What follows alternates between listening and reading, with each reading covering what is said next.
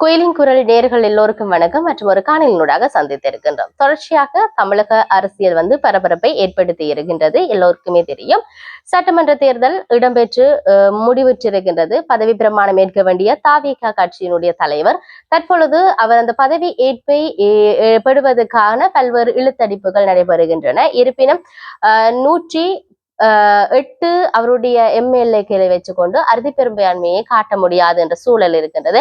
இருப்பினும் தற்போது வரை 114 எம்எல்ஏக்கள் அவரிடம் இருப்பதாக சொல்லப்படுகிறது.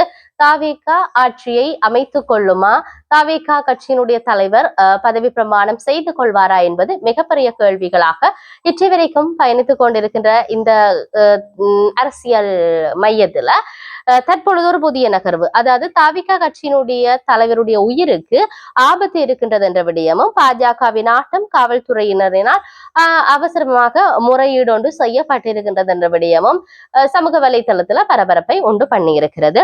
தமிழக வெற்றி கழகத்தினுடைய தலைவர் விஜயின் உயிருக்கு ஆபத்து இருக்கு என்ற விடயம் காவல் நிலையத்தில் காங்கிரஸ் முறைப்பாடு அளித்திருக்கின்றது. விஜய்க்கு பாஜக நெருக்கடி கொடுப்பதாகவும் அவருடைய உயிருக்கு அச்சுறுத்தல் இருப்பதாகவும் டிஜிபியிடம் சென்னை மேற்கு காங்கிரஸ் தலைவரும் கவுன்சிலருமான டில்லி பாபு முறைப்பாடு செய்து இருக்கின்றார். இத்தகைய சூழலை கருத்துல கொண்டுதான் அவருக்கு விஜயுடன் கைகோர்க்கும் காங்கிரஸ் எம்எல்ஏருக்கு பாதுகாப்பு அளிக்கப்பட வேண்டும் என்ற விடயம் இங்கு சொல்லப்பட்டிருக்கிறது. தமிழக வெற்றி கழகத்தின் தலைவர் விஜய்க்கு வழங்கப்பட்டிருக்கக்கூடிய அந்த பாதுகாப்பு பிரிவில் அதிரடி மாற்றங்கள் செய்யப்பட்டிருப்பதாக இந்திய ஊடகங்கள் தங்களுடைய செய்திகளை பரப்பி வருகின்றன.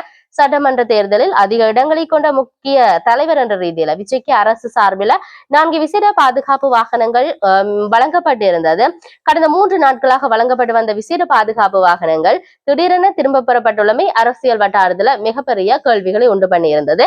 இருப்பினும் தாவேகா கட்சி சார்பாக அது விஜயனுடைய ஆதரவின் பேரில், அதாவது எடுத்துக்கொள்ளுங்கள், இது தேவையில்லை, இங்க வருகின்ற மக்களுக்கோ தன்னுடைய உறவினருக்கோ இது ஒரு பயமுறுத்தல், ஒரு அச்சுறுத்தல் ஏற்படுத்தி இருக்கிறது என்ற அவருடைய அந்த கருத்துக்கு இணங்க எடுத்ததாகவும் சொல்லப்படுகிறது. எது எப்படி இருந்தாலும் அவருடைய பதவி ஏற்பு, அதாவது ஜோசப் விஜய் எனும் நான் என்கிற அந்த வரிகள் எப்பொழுது அரங்கேற்றப்படும் என்பதுதான் எங்களுடைய மிகப்பெரிய எதிர்பார்ப்பாக கூட இருக்கிறது. நாங்களும் பொறுத்திருந்து பார்ப்போம். மற்றொரு காணொளியோட சந்திப்போம். வணக்கம்.